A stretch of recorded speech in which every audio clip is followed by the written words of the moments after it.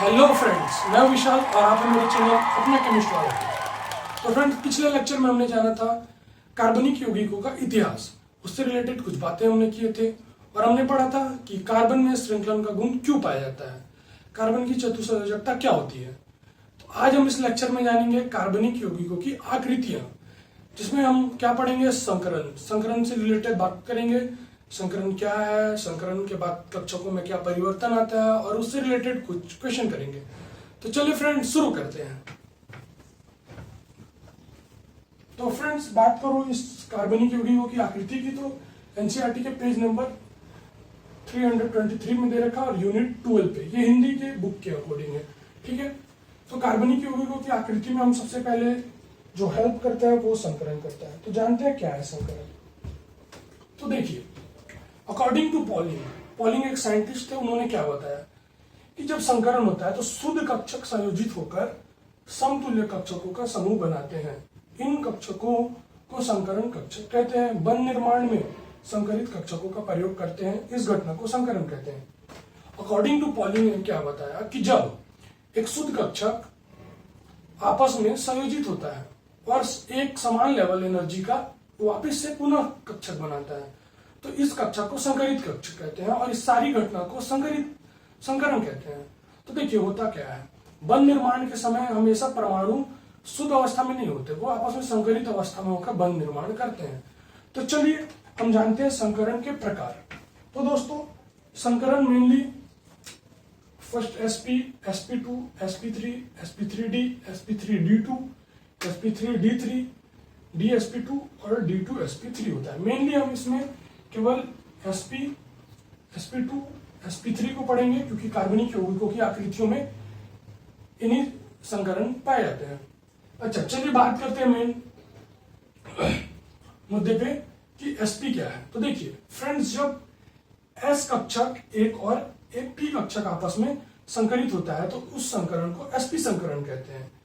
जब एक s कक्षक और दो p कक्षक आपस में मिलते हैं तो इसको sp2 संकरण कहते हैं। जब एक s कक्षक और तीन p कक्षक आपस में भाग लेते हैं तो इसको sp3 कक्षक कहते हैं।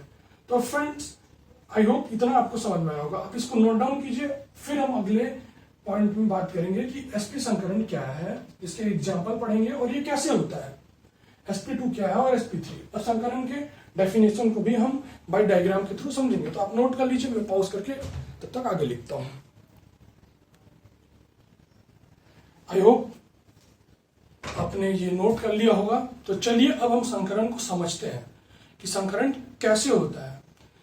sp संकरण, sp2 संकरण, sp3 संकरण, इन सब का एक एक एग्जाम्पल लेंगे, इनका एंगल कितना होता है उस एंगल को समझेंगे तथा इसका एक्सप्लेन देखेंगे कि किस प्रकार से होता है संकरण, कैसे आपस में परमाणु शुद्ध परमाणु आपस में संकरित होकर संकरित कक्षक बनाते हैं। तो चलिए देखते हैं। तो फ्रेंड्स, अगर बात करूं मैं sp संकरण, देखिए सबसे पहले मैं संकरण लिखा हुआ sp, sp2, sp3। इसके बाद सेकेंड नंबर में मैंने उदाहरण लिखा है, उसका आकृति को बताया मैंने, और इसके बाद कोण बताया, बंध कोण, और किस प्रकार से संकरण होता है ये बताया। जैसे sp के लिए बात करूं मैं, तो sp के लिए फ्रेंड्स उदाहरण हो जाएगा BeCl2C2H2, ठीक है। ये दोनों इस sp के एग्जाम्पल है। इसका आकार रेखीय होता है, इनके बीच का कोण 180 डिग्री होता है, ये मैं समझा दूंगा अभी फिर से।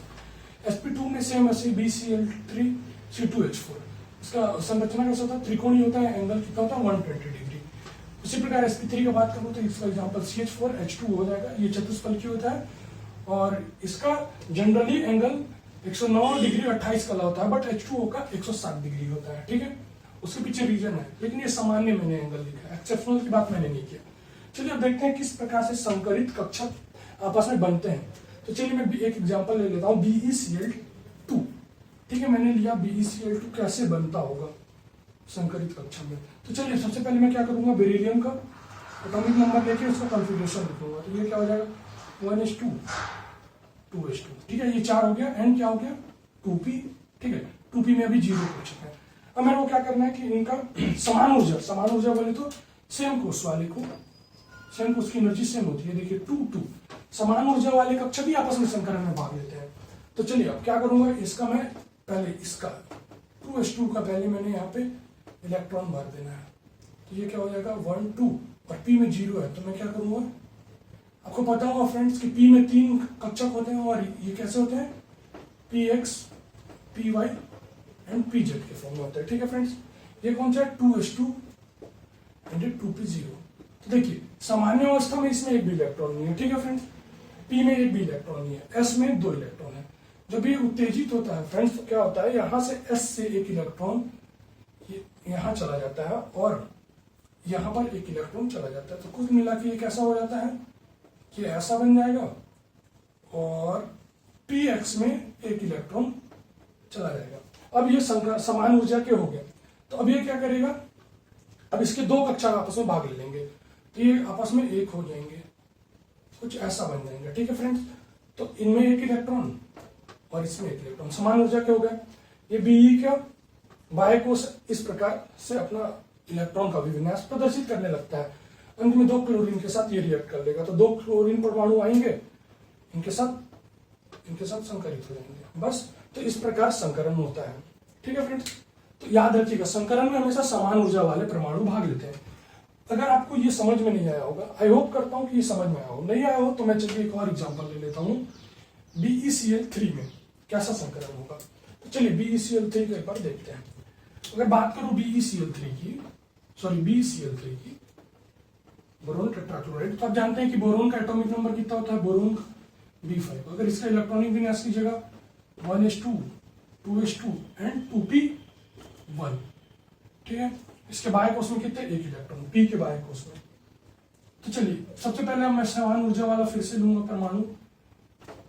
तो मैं क्या करता हूं, यहां पर 2s2 लेता हूं एंड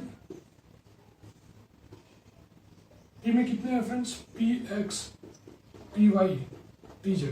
तो इसमें 2 इलेक्ट्रॉन फिल है और इसमें एक है। ठीक है, अब क्या होता है, ये तो सामान्य अवस्था है। ठीक है फ्रेंड्स, इसको हम लोग सामान्य अवस्था जिस फॉर्म में रियल में होता है सामान्य, तो फिर एक्साइटेड सिचुएशन में आता है। तो क्या होगा, एक्साइटेड सिचुएशन में एक इलेक्ट्रॉन उछल के यहाँ पे आ जाएगा फ्रेंड्स। तो क्या होगा, जब वहां चला जाएगा तो ये p में, ये एक्साइटेड फेस है फ्रेंड, ये एक्साइटेड फेस है और ये संकरित फेस है। ठीक है फ्रेंड्स, तो देखिए यहाँ पर एक इलेक्ट्रॉन px में एक इलेक्ट्रॉन और ये जो इससे यहाँ पे गया वो वाला इलेक्ट्रॉन यहाँ पे है। तो ये उत्तेजित अवस्था है। अब संकरित अवस्था कैसा हो जाएगा फ्रेंड्स, संकरित अवस्था में ये तीनों आपस में मिल जाएंगे, ये आपस में मिलकर कैसा संकरण बना लेंगे फ्रेंड्स, 1 2 3। देखिए समान ऊर्जा के संयोजित युग्म में बना लेंगे आपस में कक्षक, तो इसको संकरित कक्षक कहते हैं। ठीक है, अब देखिए ये क्या हो गया, sp2, क्योंकि s के एक कक्षक भाग लिया और p के एक और p के एक, मतलब क्या px और py। तो p के 2 ले लिए और s के एक, तो यही है sp2 संकरण। अब क्या होगा, क्लोरीन के परमाणु एक एक के साथ साझा कर लेंगे, तो इस प्रकार sp2 संकरण बन जाएगा। आई होप आप sp3 को भी इसी प्रकार कर लीजिएगा फ्रेंड्स। आपको कुछ नहीं करना, बस कार्बन का कॉन्फ़िगरेशन लिखना है, सेम सामान्य अवस्था, उत्तेजित अवस्था, फिर उसमें 4 हाइड्रोजन परमाणु आपस में युग्म बना लेंगे। पंखा बंद करके वीडियो बनाना पड़ता है, आवाज ताकि ना गूंजे, काफी गर्मी है। तो आई होप फ्रेंड्स आपको ये वीडियो अच्छा लगा हो, मेरी मेहनत अगर आपको अच्छे लग रहे हैं तो कृपया मेरे को सपोर्ट करें। ये वीडियो नंबर 2 था, इसमें हमने संकरण को जाना, क्या है संकरण, कैसे उससे आकृति और उसके बंद एंगल को पता करते हैं। तो फ्रेंड्स आप चाहते हैं कि ऐसे मैं वीडियो बनाता रहूं, तो आप मेरे को लाइक सब्सक्राइब शेयर करें और नीचे कमेंट करें कि क्या आपको समझ में नहीं आया, कुछ सुधार लेना है तो आप कमेंट करके बता सकते हैं। और फ्रेंड्स लाइक और सब्सक्राइब जरूर कर दें, और अगर जरूरतमंदों तक ये वीडियो पहुंच जाता है तो क्या दिक्कत है फ्रेंड्स, और ये खासकर हिंदी मीडियम के बच्चों के लिए। तो फ्रेंड्स लाइक कीजिए, सब्सक्राइब कीजिए, इसकी अगली वीडियो जल्द ही आपको कल मिलेगी। थैंक यू फ्रेंड्स, मिलते हैं नेक्स्ट वीडियो।